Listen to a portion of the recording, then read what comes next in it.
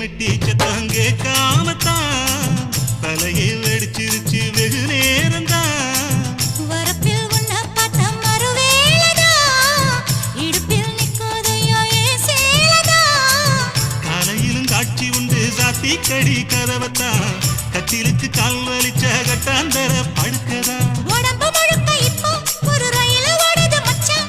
வளைச்சு நொறுக்க சொல்லி என் வளையல் கிஞ்சது மச்சான்.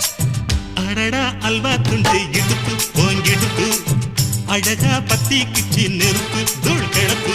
சலக்கு சலக்கு சரிக சேல சலக்கு சலக்கு பெலக்கு பெலக்கு பெக்கம் வந்தா பெலக்கு பெலக்கு